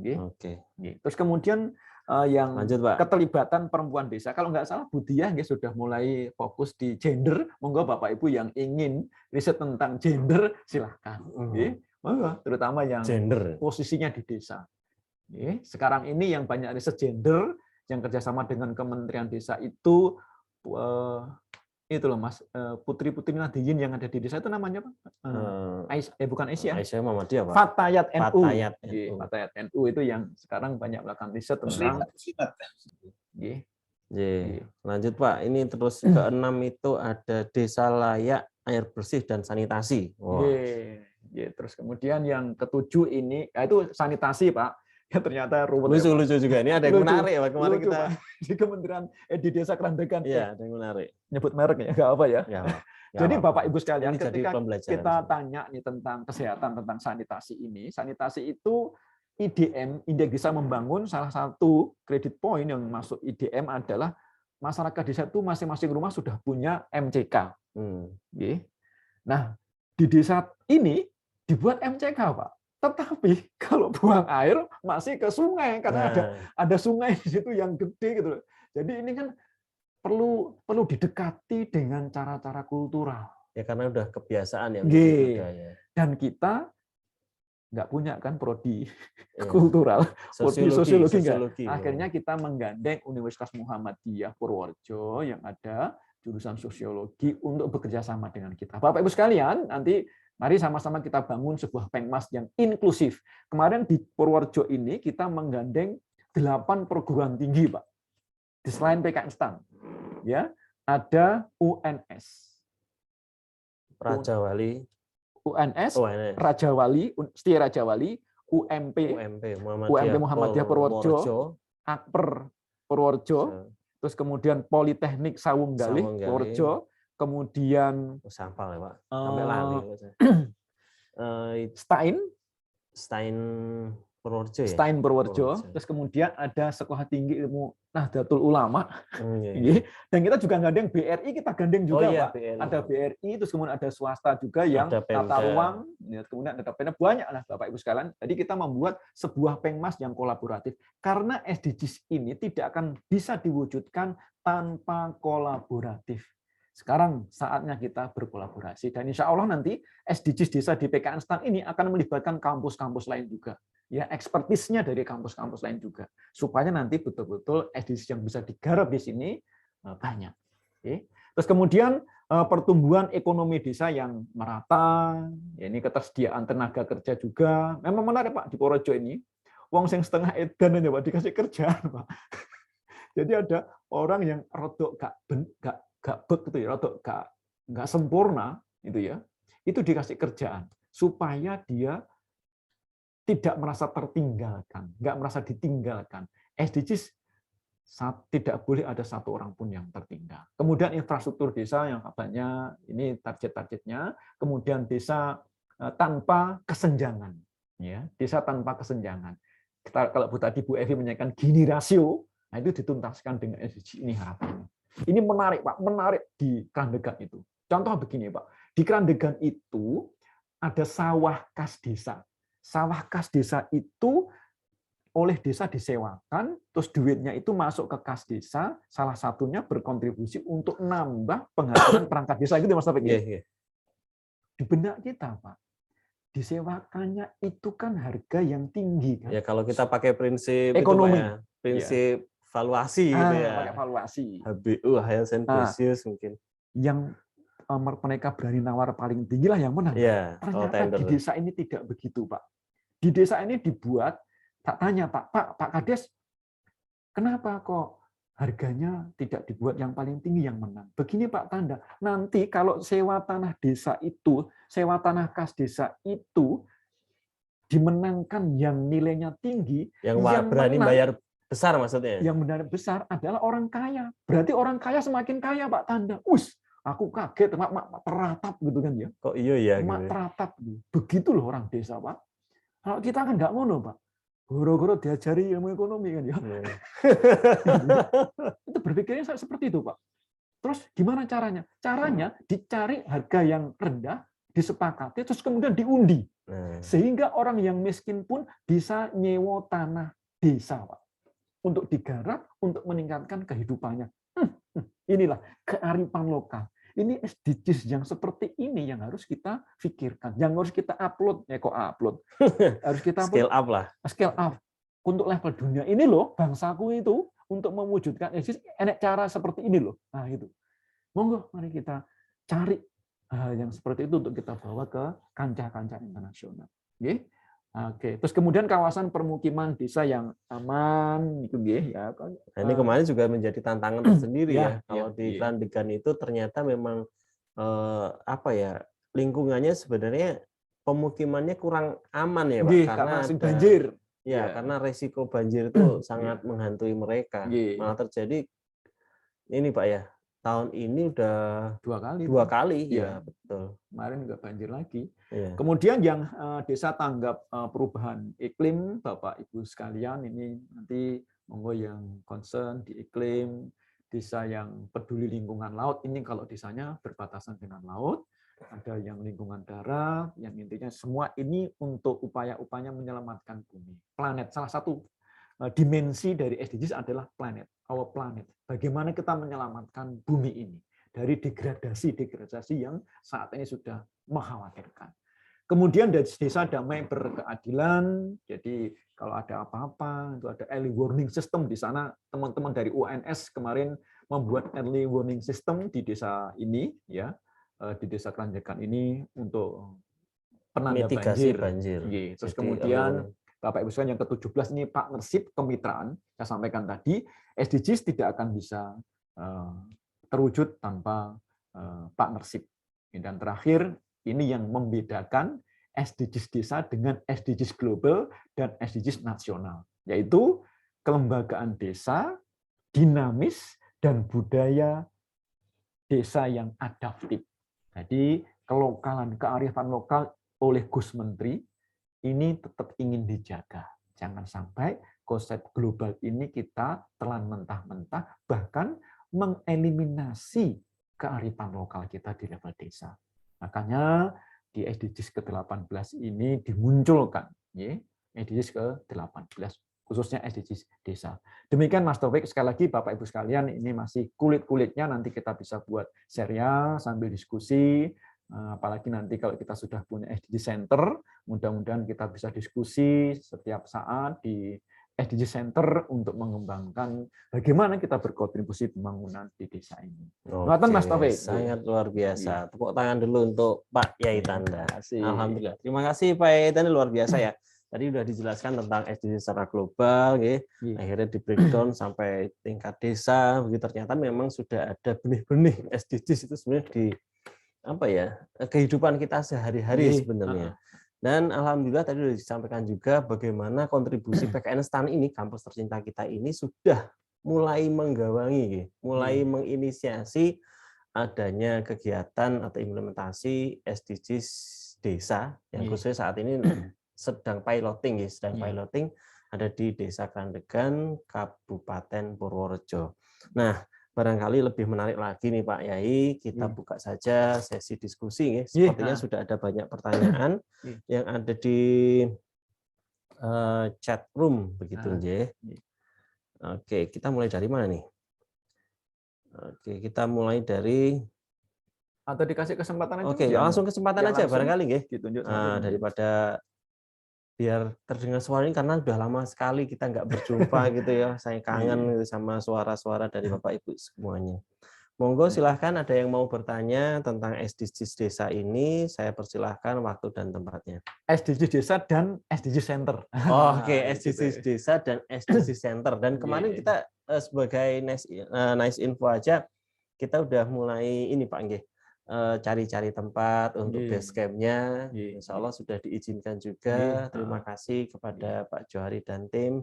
Karena udah dikasih, di sana Pak yang lebih bagus gitu ya. Dan alhamdulillah itu lebih strategik juga. Terus insya Allah di pekan ketiga Juni ini, di sekitar tanggal 11-an gitu ya, 14, 15, 16, insya Allah juga Gus Menteri Pak Halim akan datang ke sini, hadir di sini di PKN STAN ini, kampus PKN STAN ini, dalam acara apa Pak Ayai? Kuliah umum plus Kuliah untuk umum. meresmikan SDGs Center kita plus pengukuhan duta SDGs desa. Jadi kita sudah membuka pendaftaran untuk duta SDGs desa kita. Alhamdulillah ada perwakilan dari seluruh provinsi. Mahasiswa kita itu ternyata berasal dari 29 provinsi, Mas Taufik. Duta itu maksudnya ini Pak, bukan penyanyi itu Pak ya? Oh kan, duta ini maksudnya apa namanya? Jadi perwakilan ya, perpanjangan tangan kita yang ikut bantu-bantu mensukseskan program SDGs Center ini. Yang pertama seperti publikasi. Monggo Pak Aryo Seno. Pak Aryosino sudah raise hand, ada Pak Kodirin. Wah, ini kalau Pak Kodirin biasanya nanti dibuka sama kayak pantun ini. Oke, Pak Aryosino, monggo waktu dan tempat kami persilahkan. Baik, terima kasih apa namanya atas kesempatannya ini. Kalau dengarkan seru banget ini kayak apa? Kalau dulu tuh apa ya yang zaman desa Pak Harto itu apa ya? Bukan kelompok Komet capir, tadi ada yang bilang komet capir nih Pak Ahmad. dari desa ke desa atau apa ya dulu ini. Dulu kan mungkin seperti itu ya. Cuma sekarang Komet dengan capir itu model yang kelompok pendengar dan pemirsa. Ya, monggo silakan.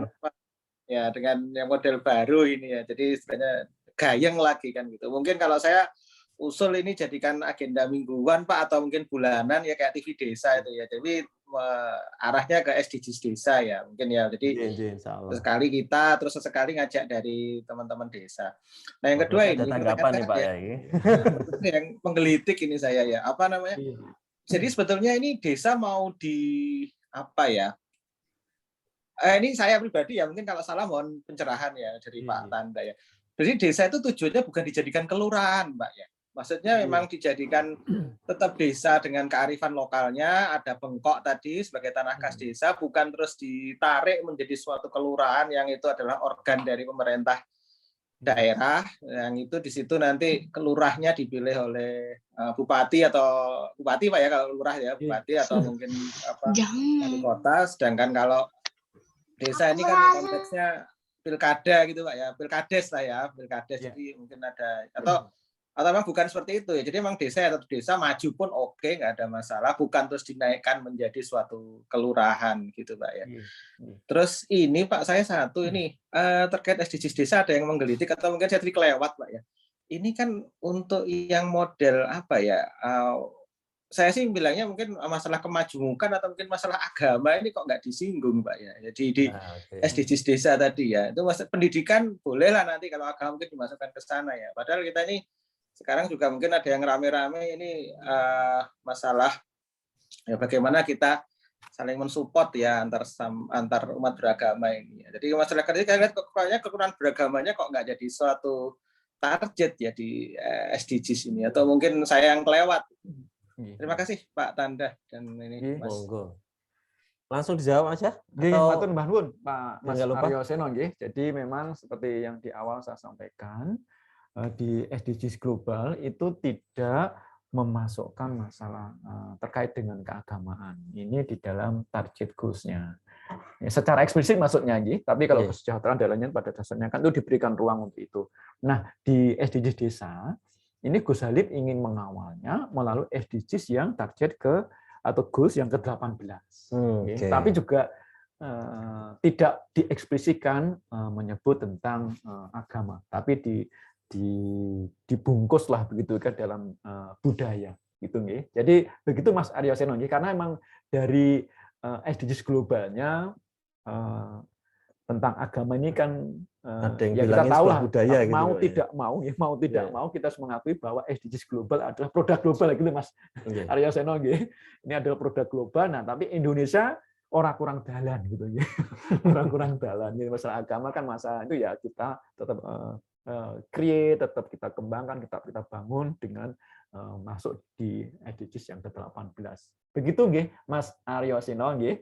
Matur nuwun. Mari kita bangun desa bareng-bareng, Mas. Dan bahkan ini sebenarnya kalau di desa itu malah ada beberapa persoalan itu selesai di tempat ibadah nggih, Pak. Iya. Dengan acara-acara keagamaan nggih biasanya gimana. Contoh di Kandekan ini, Mas, Bapak Ibu sekalian, ternyata lembaga agama itu kegiatannya sebenarnya support untuk pencapaian SDGs. Zakat barang itu loh Mas, ya kan ya? Zakat itu kan untuk mengurangi kemiskinan, sedekah.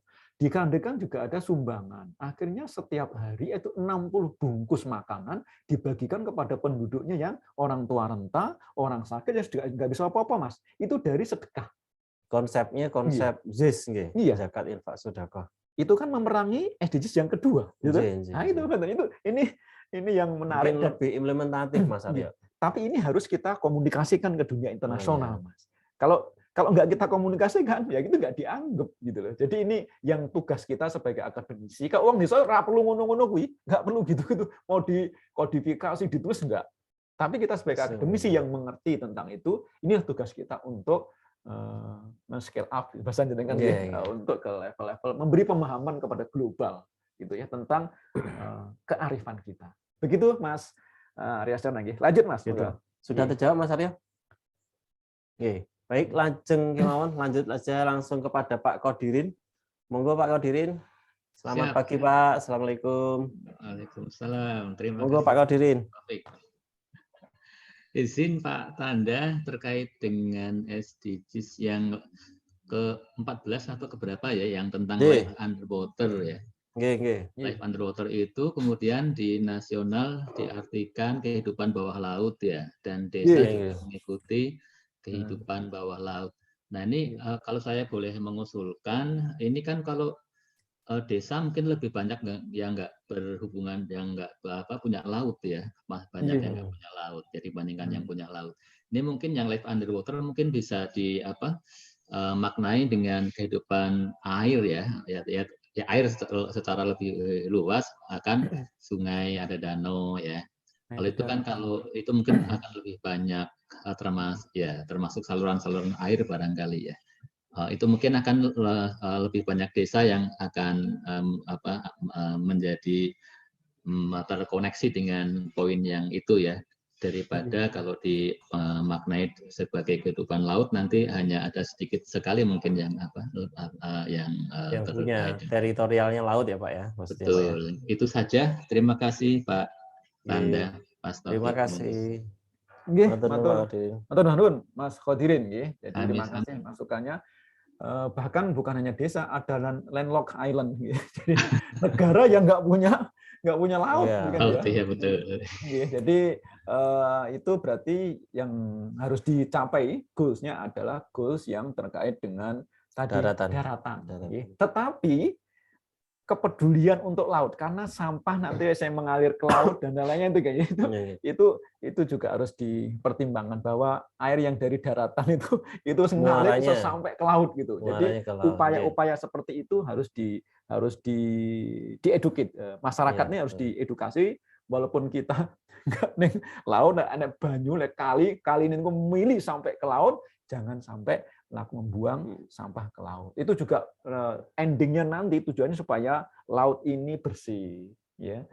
Sampai sekarang enek apa ya ngarani itu blue bonds ya. Saya blue bonds ya. Jadi sekarang ini financing sudah mengarah kepada SDGs semua, Bapak Ibu sekalian.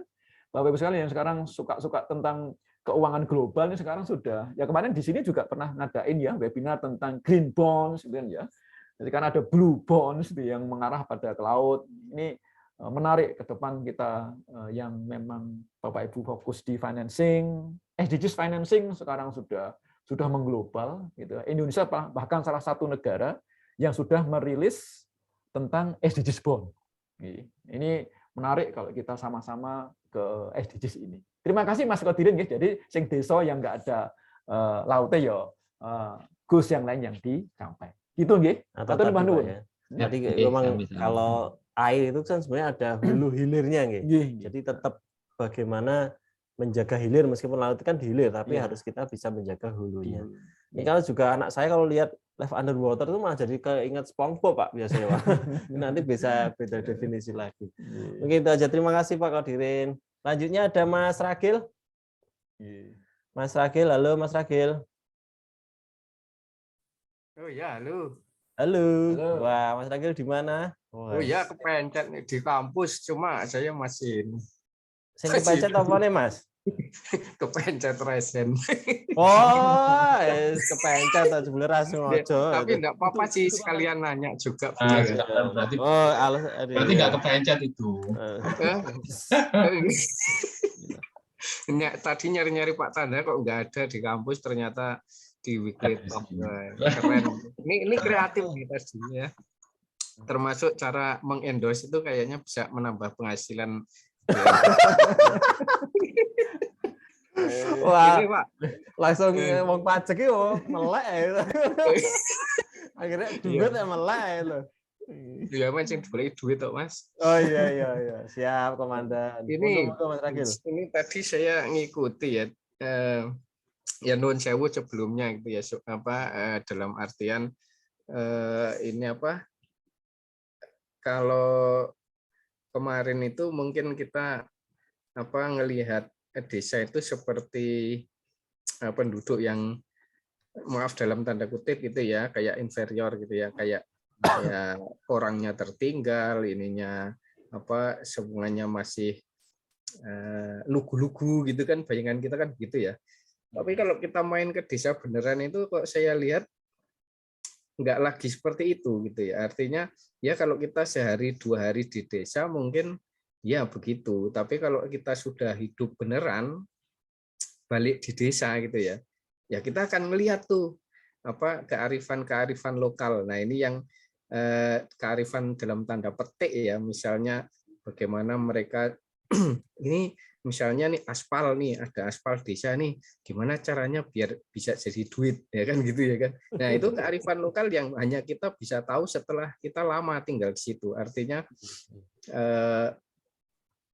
maaf nih dalam tanda petik itu desa nggak selugu yang saya kira gitu ya. Artinya kan mungkin kalau orang lain mungkin masih mengerti, tapi kalau saya desa itu nggak selugu itu. Nah itu yang jadi pertimbangan ketika melihat SDG tadi itu dari keempat pilar itu kok ini yang menjadi fokus concern kan nanti arah pembangunan itu kan good corporate governance-nya ya kan dalam pilar hukum itu kan. Nah itu tadi saya belum melihat itu kira-kira bagaimana ya menjembatani itu, karena kearifan lokal itu yang dalam tanda petik dia kalau diterapkan dia akan banyak menabrak prinsip-prinsip good corporate governance. Jadi kalau misalnya gotong royong itu nanti bisa diterjemahkan korupsi itu jadinya. Yuk kita garap sawah rame-rame padahal itu tanah bengkok ya kan gitu kan.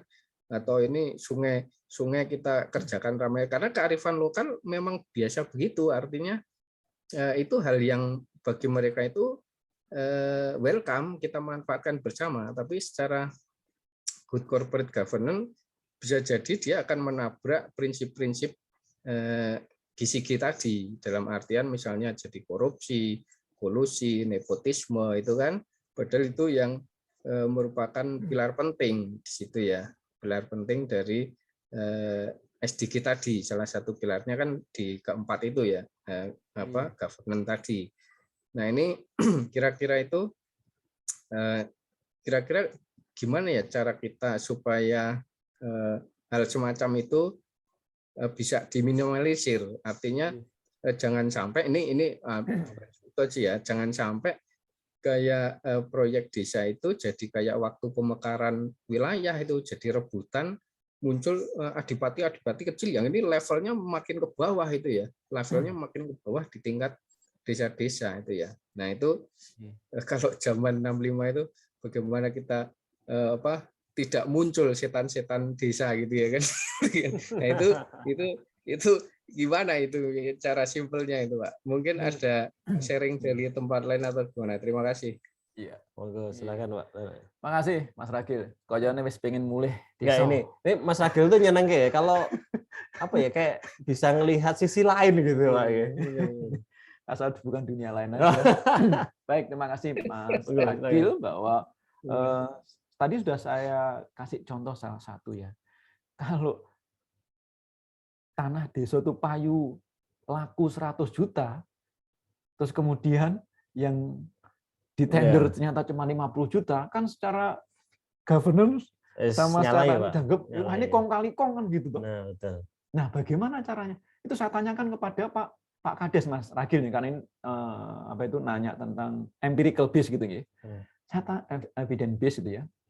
Dan saya tanya, loh Pak, itu gimana Pak? Begini Pak tanda caranya. Jadi sebelum kita memutuskan berapa sih harga per hektar lahan yang akan disewakan ini, kita mengadakan namanya musyawarah desa.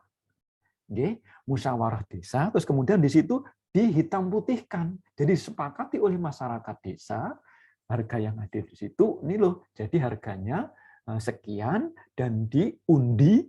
Kemudian tujuan utamanya adalah supaya saudara-saudara kita yang miskin pun mendapatkan kesempatan untuk menggarap tanah desa. Nah, begitu ini Mas Ragil ya. Memang kondisi-kondisi yang menarik di sini tetap harus dijaga juga governance-nya, yaitu disepakati oleh masyarakat desa tersebut. Gitu ya.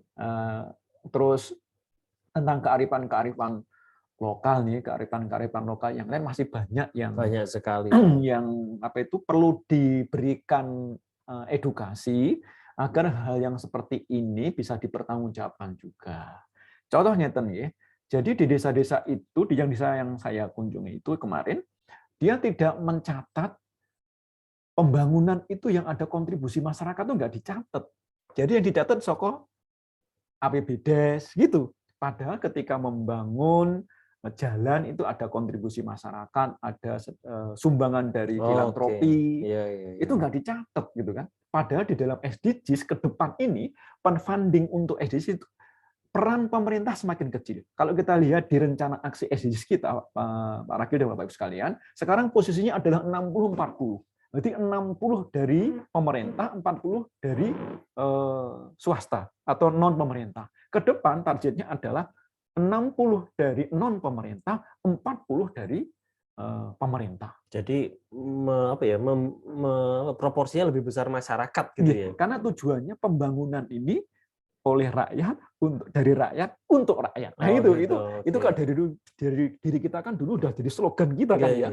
Nah, itu sekarang maunya dunia internasional itu seperti itu. Jadi keterlibatan semua pihak di dalam pembangunan. Jadi benar-benar memberdayakan masyarakat ya, baik itu sebagai objek maupun sebagai subjek. Jadi untuk mereka sendiri dan oleh mereka sendiri. Goal ke-17 tadi, partnership itu yang ke depan diharapkan. Nah, itu yang Mas Ragil yang perlu kita bina, kita edukasi kepada masyarakat. Saya sempat diskusi itu dengan Pak Yuniarto, bahkan dengan Pak Direktur juga itu, gimana ya memasukkan laporan-laporan pembangunan yang dibiayai dari non pemerintah di dalam laporan pemerintah gitu. Maksudnya laporan pemerintah desa. Nah, itu gimana nih? Saya apakah dibuat suplemen atau bagaimana nih? Supaya ke lembaga lainnya. Yang penting masyarakat tahu, pihak luar tuh tahu, auditor tuh tahu, semua tahu bahwa pembangunan di desa itu ada sumber-sumber lain loh gitu kan ya.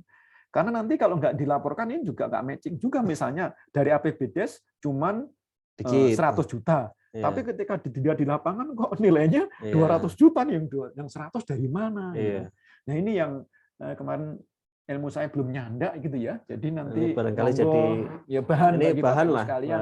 Mari kita sama-sama pikirkan ini kan ya. Betul. Gitu. Ngoten nggih Pak Ragil dan Bapak Ibu yang lainnya. Dan memang benar siapa yang terima kasih Pak. Siap. Jadi memang masyarakat di desa itu enggak, memang sudah tidak, mungkin bukan sudah tidak ya, memang udah beda lah ya Mas. Udah beda sama seperti kita mungkin waktu kecil gitu nih. Tapi saya sendiri bukan ini nggih. Bukan orang desa. Jadi saya orang desa. Jadi seperti kemarin kita sempat diskusi juga tentang money politik, ternyata mereka di sana juga memang masih mendarah daging gitu, nggak ada money politik, malah nggak jalan itu demokrasinya gitu. Nah, ini hal-hal yang seperti itu memang harusnya kita luruskan Pak, sebagai tugas kita bersama sebenarnya.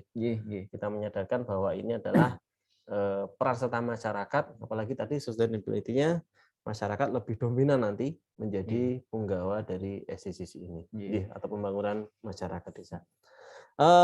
Pak Tanda, ngapunten ini sudah pukul 15.54 kalau di layar saya ya. 10.54. Mungkin saya tanya dulu ke Mbak Tasya. Mbak Tasya di mana? Halo? Oke, Mbak Tasya, apakah masih ada waktu?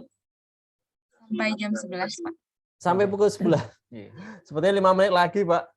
Tak tambahin kalau gitu. Oke, kalau gitu kita dulu ya.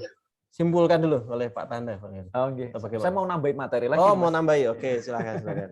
Jadi Bapak Ibu sekalian, sekarang kan SDGs ini kalau RPJM sudah ramah SDGs, APBN sudah ramah SDGs. Mungkin berarti kan DIPA-nya juga DIPA yang ramah SDGs. Ini perlu bagaimana kontrol auditnya yang juga ramah SDGs.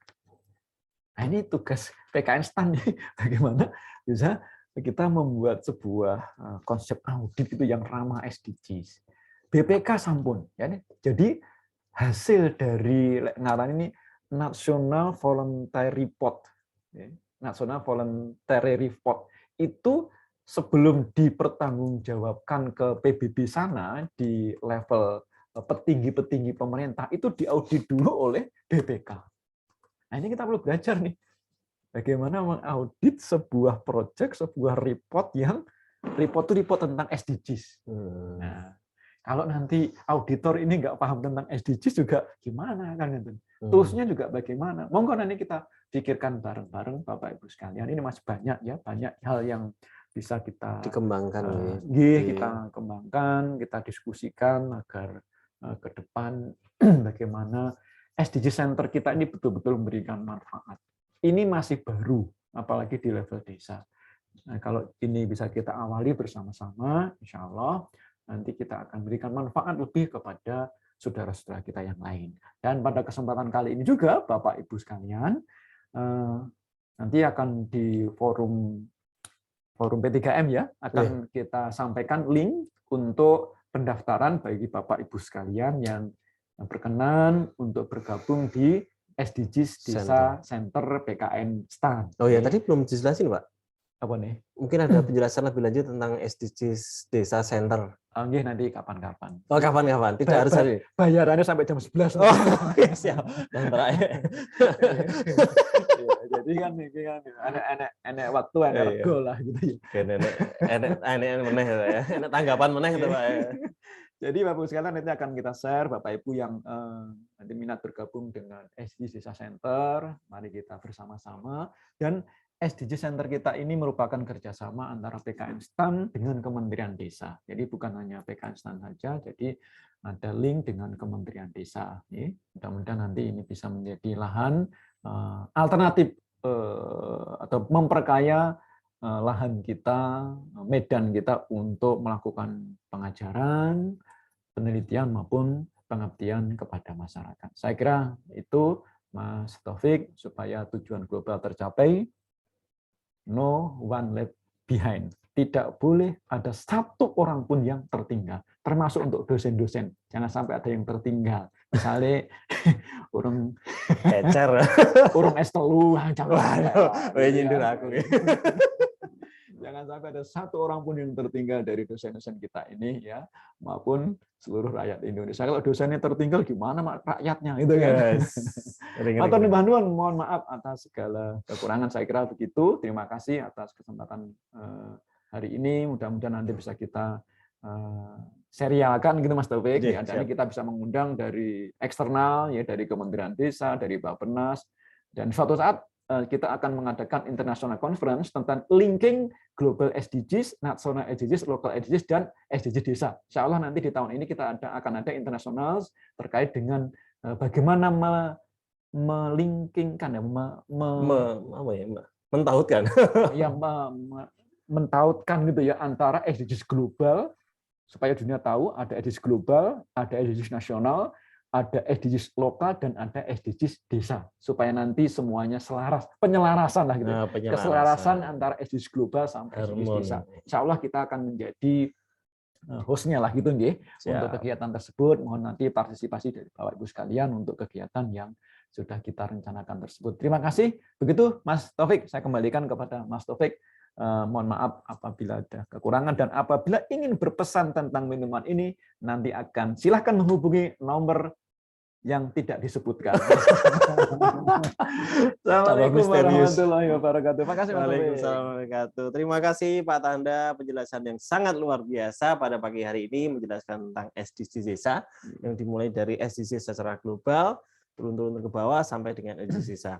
Tujuan dari SDGs desa ini kalau boleh saya simpulkan adalah memberikan warna baru sebenarnya, meskipun dimulai dari hal yang lokal kita sudah pernah lakukan, tapi ingin membuat pembangunan ini merata berkeadilan kepada seluruh masyarakat di Indonesia, baik itu di perkotaan hingga di pedesaan. Karena memang saat ini desa menjadi tempat di mana banyak orang-orang yang merasa termarginalkan, ya Pak. Jadi semoga dengan program SDGs desa ini, gitu, bisa benar-benar memberikan rasa Pancasila, terutama sila kelima, yaitu keadilan sosial bagi seluruh rakyat Indonesia. Nah, maka di sini Pak Tanda dan rekan-rekan SDG Center mengundang dosen-dosen ini bersama bergandengan tangan mencoba menjadi orang-orang di garis terdepan, menjadi tonggak berdirinya SDG Center dan nantinya juga mengimplementasikan SDG Center di seluruh desa di Indonesia dan menyongsong pembangunan berkelanjutan bagi negara Indonesia ini. Terima kasih kepada Bapak Ibu sekalian yang sudah hadir pada siang hari ini. Waktu dan tempat kami persilakan kepada Mbak Tasya selaku MC. Terima kasih. Jika ada salahnya kami mohon maaf yang sebesar-besarnya. Wassalamualaikum warahmatullahi wabarakatuh. Waalaikumsalam warahmatullahi wabarakatuh. Wah, luar biasa menarik sekali ya Bapak Ibu. Terima kasih kami sampaikan kepada narasumber kita yaitu Pak Tanda atas knowledge sharing dan juga diskusi yang telah disampaikan. Terima kasih Bapak. Dimulai dari urgensi, latar belakang, langkah terkait dengan inovasi yang sangat impactful ini terkait SDGs desa. Terima kasih banyak Bapak. Saya yakin bukan saya aja di sini yang bisa merasakan semangat Bapak dan tim untuk memajukan masyarakat desa. Terima kasih tentunya kami sampaikan kepada Pak Taufik yang dengan semangat memandu diskusi hari ini sehingga bisa berjalan dengan lancar dan menyenangkan tentunya. Terima kasih banyak Pak Taufik. Kami turut mengucapkan terima kasih kepada Bapak Ibu Wakil Direktur, Kepala Satuan, Kepala Prodi, Kepala Unit, Bapak Ibu dosen hadirin sekalian yang telah hadir dan berpartisipasi aktif dalam acara Weekly Talk pada pagi hari ini sampai dengan selesai. Harapan kita semua tentunya dengan pemahaman dan inspirasi yang telah disampaikan pada pagi hari ini dapat menambah semangat kita semua untuk dapat bersama-sama membantu dan memberdayakan masyarakat desa sehingga no one left behind, no desa left behind, begitu ya Bapak Ibu. Alhamdulillah, Bapak Ibu, sampailah kita ke penghujung acara Weekly Talk pada pagi hari ini. Keliling kampus, jalan kaki pagi-pagi, buru-buru cari sarapan di kantin Parma. Terima kasih banyak Pak Tanda dan Pak Taufik, SDGs Desa Lancar, Desa Makmur, dan Berdaya. Akhir kata, Bapak Ibu, saya selaku MC mohon maaf apabila ada kata-kata yang salah selama berlangsungnya acara. Salam sehat, salam sukses untuk kita semua. Selamat siang. Assalamualaikum warahmatullahi wabarakatuh. Waalaikumsalam warahmatullahi wabarakatuh. Betul, mantap. Terima kasih Tasya, terima kasih semuanya Bapak Ibu. Mas Taufik, mantap.